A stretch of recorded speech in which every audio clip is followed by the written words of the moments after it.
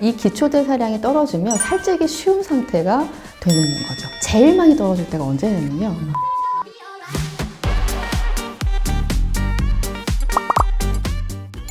네, 안녕하세요. 우리 매정매아 패밀리들, 메아리들.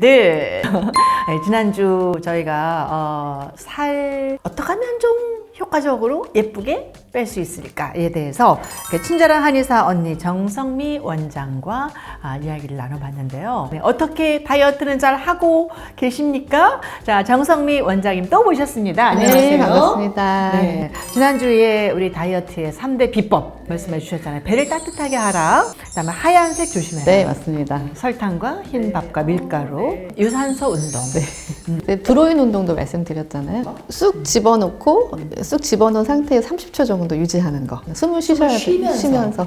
자, 오늘은요 체질에 대해서 좀 알아보고 싶어요. 살찌는 체질이 진짜 있고 살 안 찌는 체질이 진짜 있는 건지. 물만 먹어도 안 찐다. 근데 사실 물만 드시는 경우는 없지만 실제로 살이 잘 찌는 체질이 존재를 하고 또 그렇지 않은 체질도 있어요. 그거 왜 그런 거예요? 물론 유전적인 요인이 가장 큽니다. 이게 탄수화물이 지방으로 잘 저장되는 그런 유전자가 있기는 해요. 그런데 이거는 바꿀 수가 없으니까 이거는 뭐 얘기할 거리는 아니고 후천적으로 체질이 살찌는 체질로 바뀐 경우를 다시 안 찌는 체질로 바꿀 수 있는 그런 방법들에 대해서 얘기를 좀 해볼까 해요. 네, 내 체질을 살 빠지는 체질로 바꿀 수 있다. 있습니다. 어느 정도는 가능해요. 자, 우선은 잘 찌는 체질이라고 하는 거는 사실 기초대사량이 낮아졌다는 얘기거든요. 그러니까 에너지가 먹었을 때 잘 소비가 안 되는 거예요.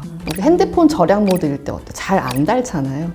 그런 것처럼 내가 음식을 먹었을 때 소비가 잘 안 되고 저장하는 시스템으로 바뀌어버린 상태라고 보시면 돼요.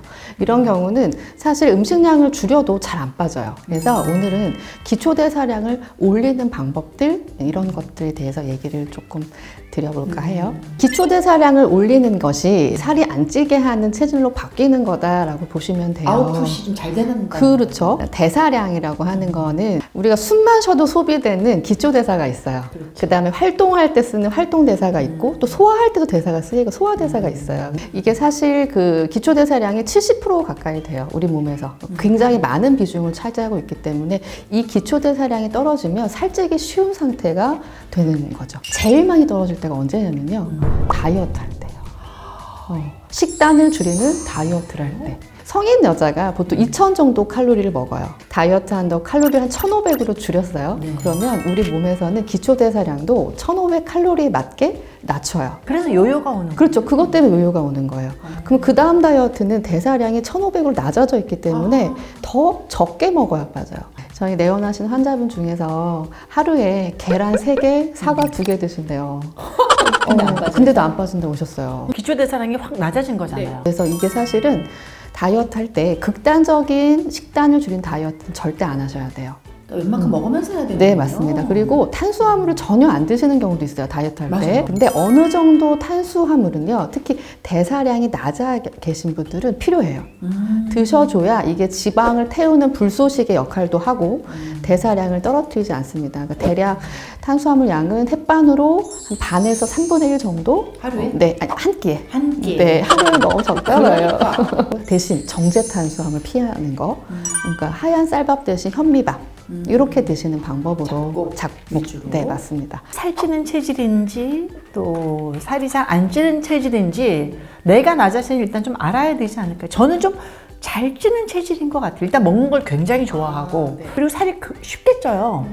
여행을 가서 만약에 좀 마음 놓고 몇 끼를 막 먹잖아요. 2, 3kg 후딱 찝니다. 잘 찌는 체질인가 이런 생각이 드는데 우선은 이제 쉽게 생각할 수 있는 게 보통 기초대사량이 낮으신 경우, 예를 들어서 살이 잘 찌는 체질 같은 경우는 평소에 많이 피곤해 하세요. 기력이 없어요, 기본적으로. 손발도 차고 수족냉증 있으시고 또 아랫배가 차가워서 생리통이나 변비가 있으신 경우도 많고 그다음에 두통, 그다음에 탈모 그냥 피부 막 건조증 혹은 예를 들어서 탄수화물 중독이신 경우도 있고요. 이런 경우는요, 사실 많이 안 먹어도 찌고요. 또 살도 잘 안 빠져요. 그러니까 에너지가 저장되는 패턴으로 되어 있기 때문에 그렇다 보시면 됩니다. 그럼 체질을 이제 바꾸려면 어떻게 해야 되는지 하고 어느 정도 시간이 걸리는지 그런 얘기도 좀 짚어주세요. 자, 우선은 우리가 하루에 대사의 흐름이 있어요. 아침에는 대사가 올라가요. 쭉 올라갔다가 점심때 피크를 찍고 오후 되면 서서히 떨어지는 게 우리 몸의 대사의 흐름이에요. 그런데 보통 아침을 잘 안 드시죠.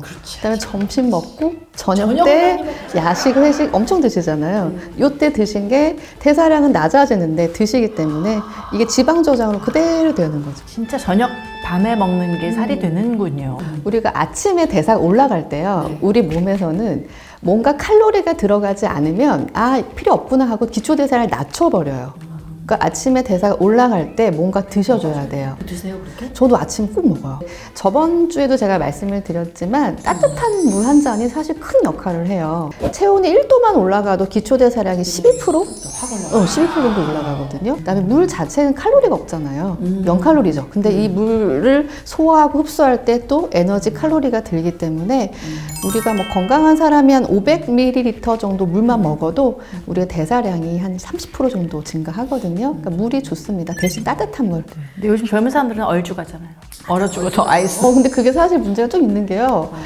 냉기가 그럼 우리가 배가 차가워지면 보호하려고 지방을 패딩 입듯이 저장을 하기 때문에 배를 따뜻하게 하는 게 되게 중요한데 배가 차가우면 혈액순환도 안 되고요. 그다음 면역도 떨어지고 변비도 올 수도 있고. 배를 따뜻하게 합시다. 이렇게 한 6개월 정도 이렇게 지속하면 약간씩 이제 체질이 바뀔 수 있는 건가요? 6개월인지 어떻게 하셨어요? 맞아요? 아니 너무 전문가셔서 사실 그냥 얘기한 거예요. 우리가 셋 포인트 설정이라는 게 있어요. 체중이 80이었다. 그러면 다이어트를 60kg가 됐어요. 자꾸 돌아가려고 그래. 원래대로. 원상 80. 복귀. 그런데 우리 뇌가 기억을 하는 시간이 최소 6개월을 걸려요. 그래서 사실 내가 60kg가 됐다고 다이어트 끝이 아니라 우리 뇌가 인지될 때까지 한 1년 정도 잡으시는 게 좋습니다. 살 빠지는 체질로 바꾸는 좋은 식이요법 음식은 따뜻한 음식. 또 뭐 해주실 말씀 있나요? 우선은 그 가공식품이나 인공 감미료를 피하는 것도 되게 중요해요. 그러니까 특히 음료수에 들어있는 아스파탐이라는 게 있거든요. 이게 대사를 활성화시킨 효소를 방해하거든요. 그래서 실제로 이제 대사가 많이 낮아져 있는 분들은 음료수나 가공식품 이런 것들 안 드시는 게 좋을 것 같고요. 폭식, 과식 연달아 먹는 게 안 좋은 이유가요. 우리가 음식을 먹었을 때 바로 지방 저장되는 게 아니거든요. 간에 있는 글리코겐 형태로 저장이 됐다가 이게 비워지는 시간이 필요해요. 장을 봐오면 당장 먹을 거 해먹고 그 다음에 남는 건 냉장고로 가죠. 그래도 남는 거 어디로 가요? 냉동실로 가죠. 간에 글리코겐이 비워지는 시간 24시간 정도 되거든요. 근데 이게 꽉 찼어요.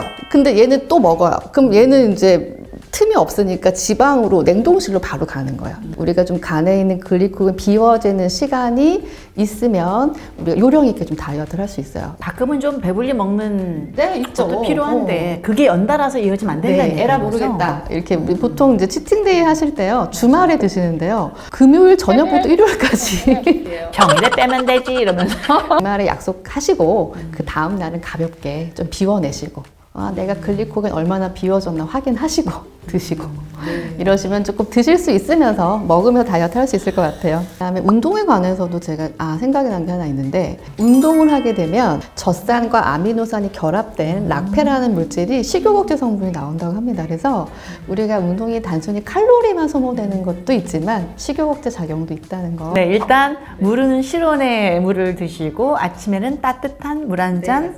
요거는 뭐 우리가 좀 당장 지킬 수 있는 게 아닐까 싶습니다. 정말 우리가 살 빠지는 체질로 한번 바꿔보면서 새롭게 거듭나는 우리 메아리들이 됐으면 좋겠습니다. 자, 우리 메아리들 오늘 어떻게 유익한 시간 드셨죠? 흥미로운 이야기들 쏙쏙쏙 여러분 잘 간직하고 기억하셨으면 좋겠습니다. 조태꿀 아시죠? 좋아요, 댓글, 구독, 알림 설정 함께 해주신 여러분 고맙습니다. 우리 다음번에 예쁘게 다이어트해서 또 봬요. 고맙습니다. 네, 감사합니다. 네.